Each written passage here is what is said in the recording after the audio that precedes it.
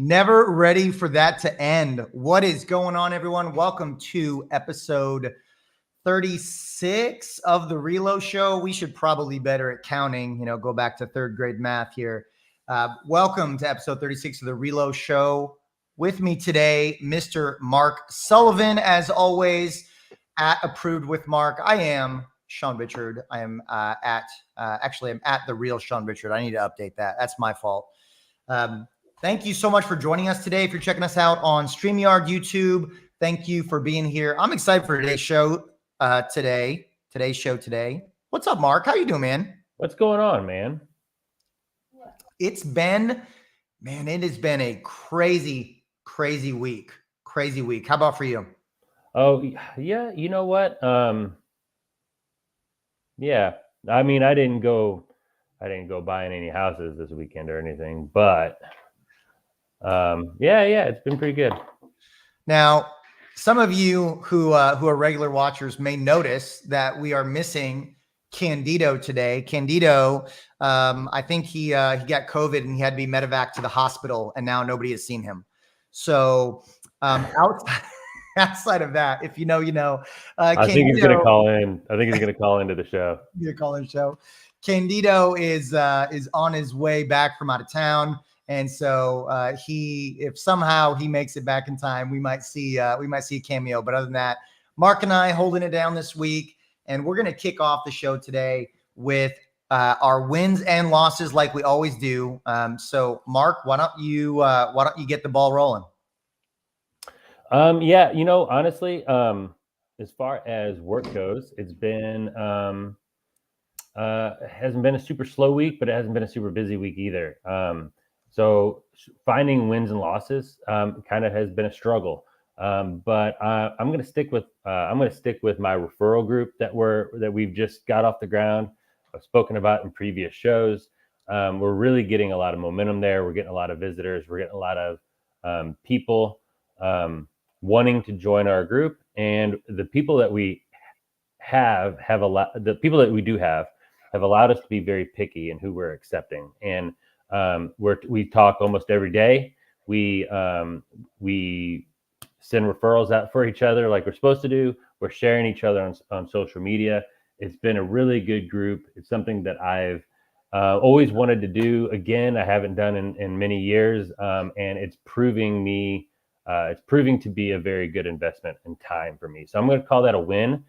We meet again tonight, and we have about 30 visitors visiting us. Wow.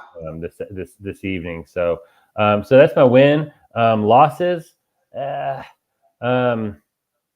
It's not all sunshine and rainbows, Mark. Had a deal fall through. I struggle with calling that a loss because it's not really. I mean, it was because of inspections, right? I mean, it happens. They're still out there looking, and overall, I'm making my calls, and we are taking applications. So the deals will come.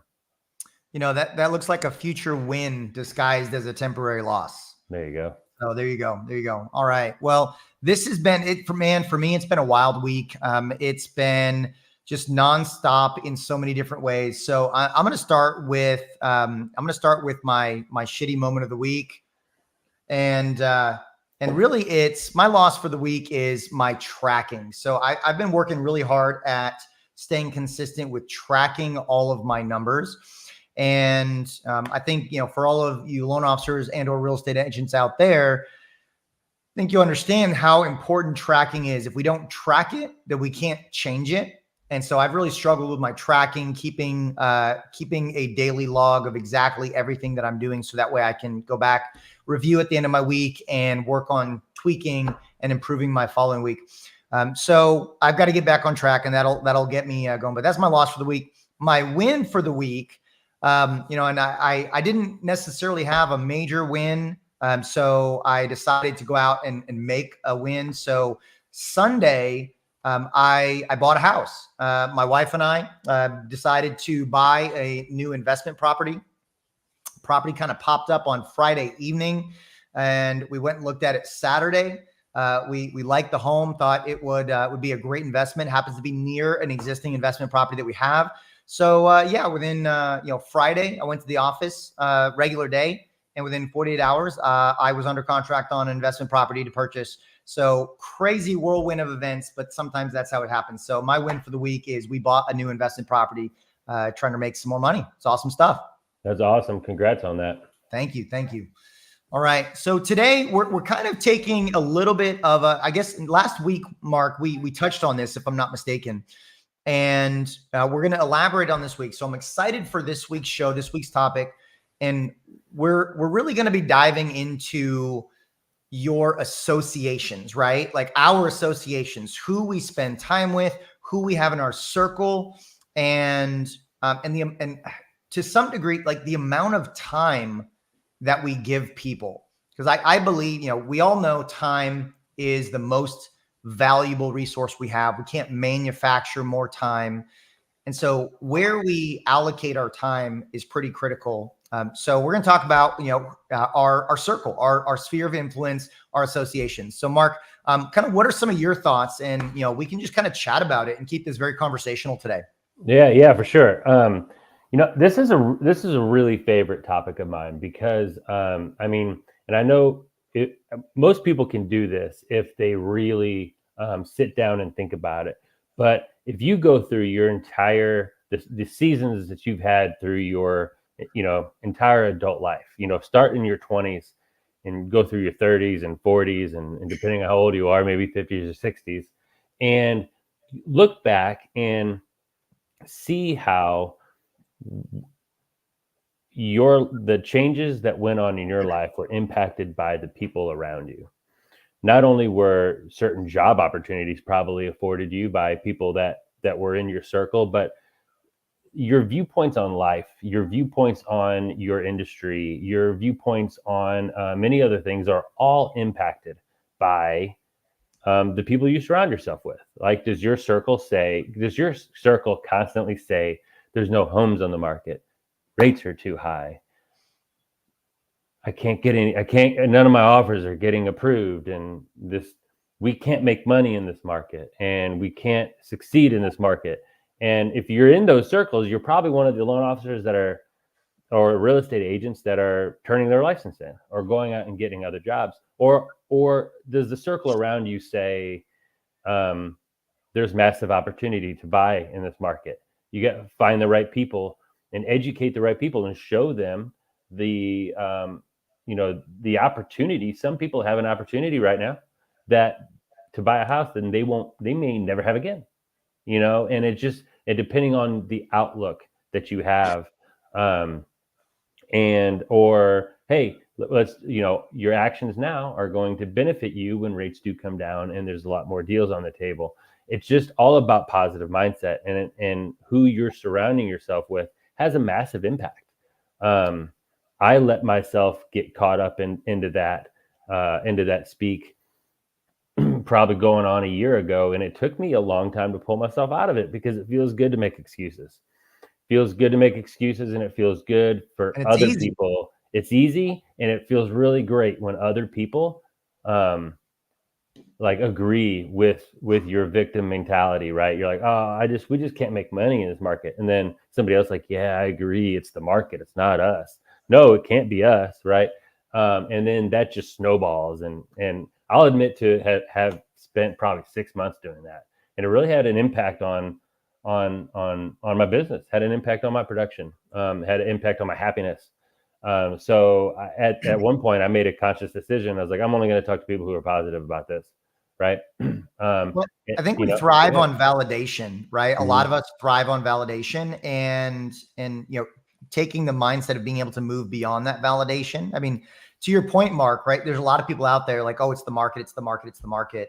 And everyone who says it's the market, if they look around, they see someone in there, some of their peers winning and having success, right? So if it's the market, then how are there others out there winning during this really bad market? And it's really easy to, oh, well, they're doing it the wrong way, or they're this, or they're that. And it's a lot of like point and say, okay, well, it's them, it's not me.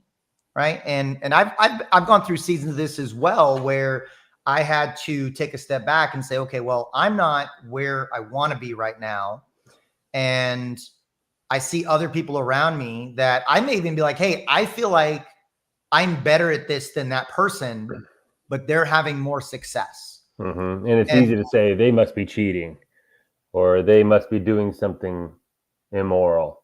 well, You know, and you hear they that are all the doing time. something, and it's called taking action, right? And I think, that's a whole nother episode talking about action. But that's really what it boils down to for me. It's especially when we're talking about things like the market, it's taking action. But going back to surrounding ourselves with the right people, I'm a pretty big fan of Darren Hardy. If any of you out there know him, Mark, are you aware or familiar with? Yeah, Okay. familiar. So Darren Hardy, he used to be the I think the editor, editor in chief of, or publisher, Success Magazine. He's a success guru, and he wrote The Compound Effect, wrote The Entrepreneur Roller Coaster, probably a few others, and he has a great take on those who we surround ourselves with, and he talks about it in 3 buckets. He talks about it in disassociations. So taking inventory of who we surround ourselves with,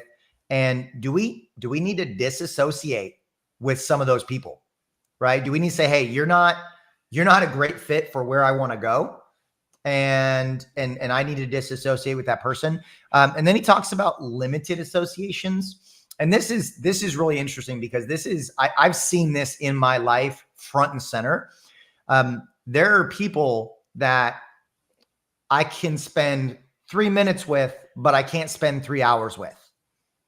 There are people I can spend 3 hours with, but I can't spend 3 days with. And then there are people that I can spend 3 days or more with, and it's because they align not only with my values, but where I want to go. And I think that's really the kind of the message there is, what do you want for your life? And are you surrounding yourself with people that either have that or are well on the path to having that? If you want to be a good parent, might be a good idea to have friends that are good parents, right? If you want to be, wealthy and be successful in your business and your industry, might be a good idea to surround yourself with people who are wealthy or successful in your or their industry.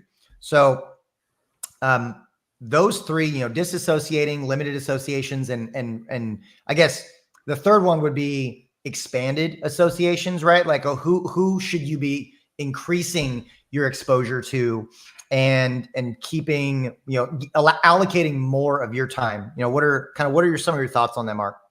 Yeah, no, I mean, I find it hard to disagree with anything you just said. I think I'd add to the topic that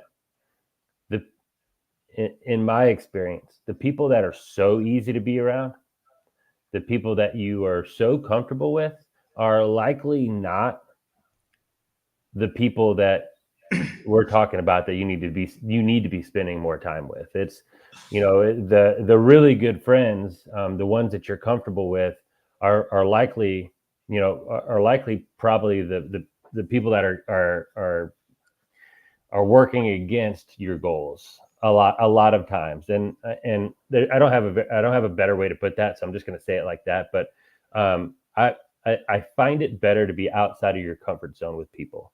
I prefer to I try to consciously surround myself with people who are where I want to be. And then it's a perk if they have different views than I do.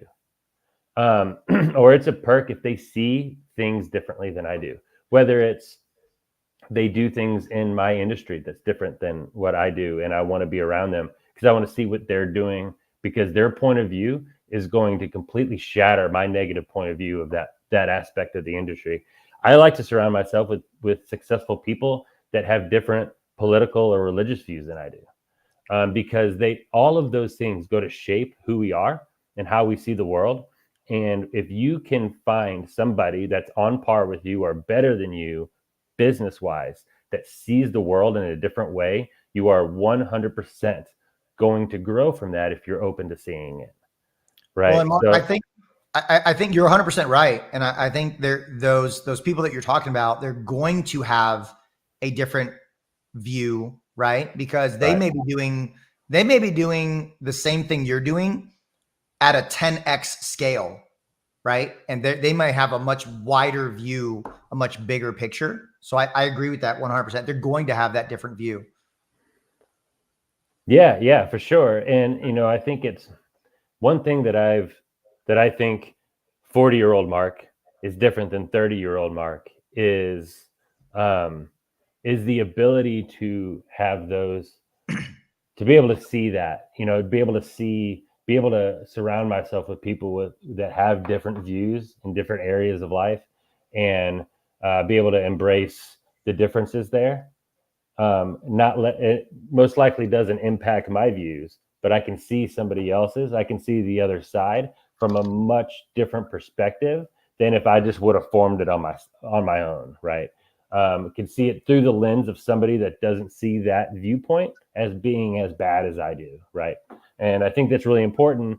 I think that's something that we're missing because everybody's working from home. I'm literally only talking. There's some days where I only communicate, like in person, communicate with my son. So we have to do things like we're doing here. We have to do things, intentionally reach out to the outside world, to be able to get better. Yeah, that's 100% spot on. And, and so let me throw this out there. I'd love your take on this, Mark. So we're talking about the people that we surround ourselves with.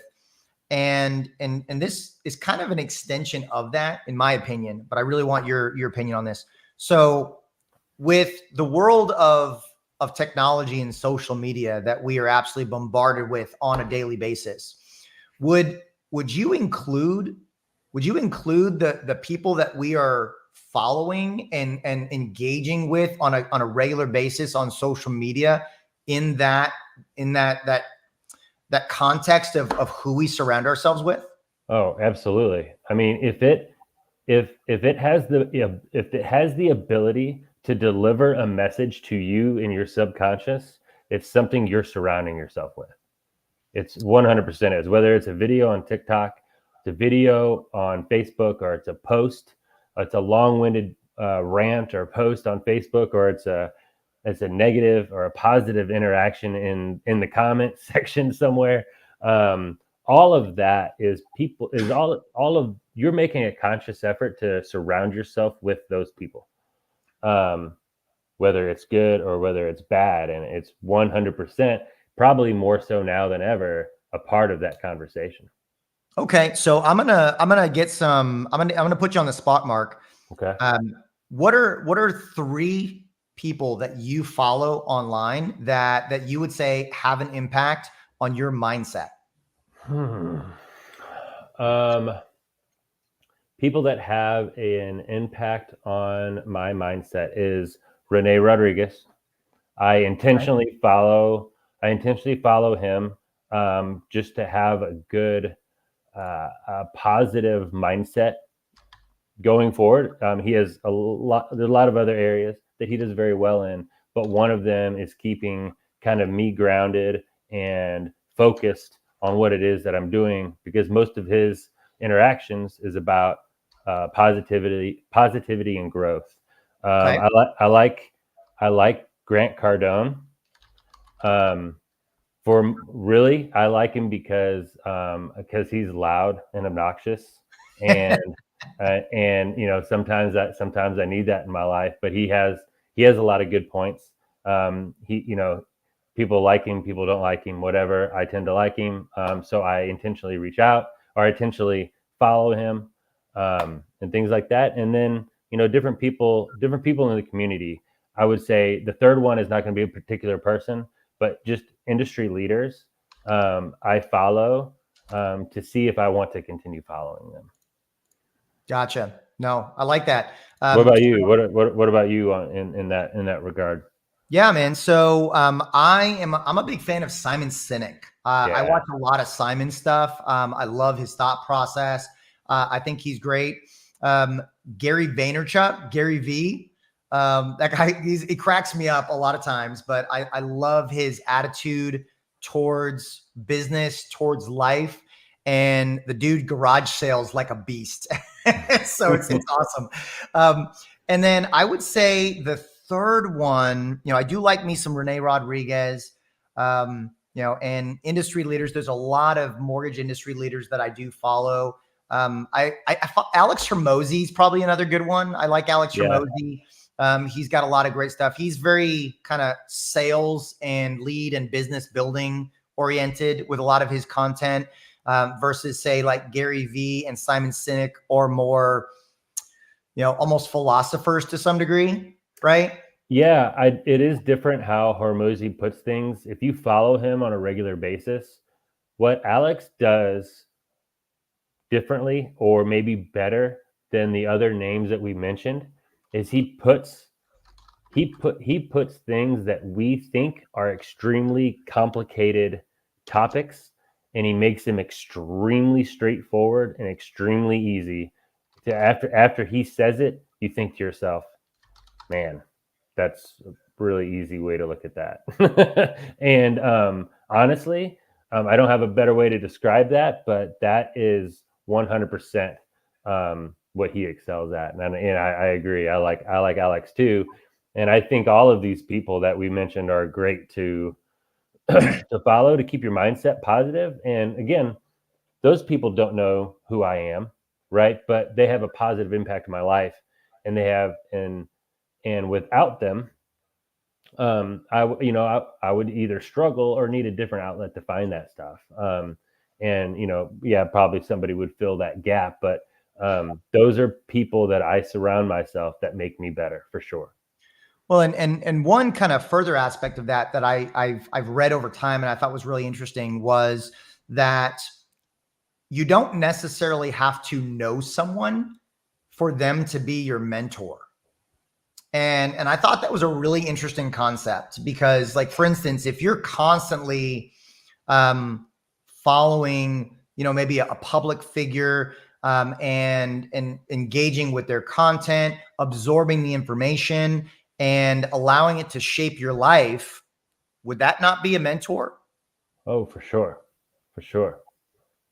And so I thought that was a really interesting perspective when talking about mentors, because a lot of us, we think of mentors as, oh, my mentor is, my boss, or my mentor is, I had a colleague that kind of brought me up in the industry or something like that. So, being able to have, I would say, multiple mentors, but they don't always have to be somebody that's physically present in your life, like that know you. And I think that's an interesting take on the whole mentorship conversation.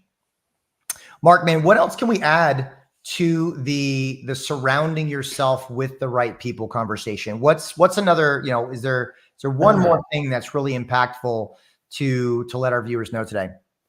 I would say that to always be intentionally looking to improve that circle.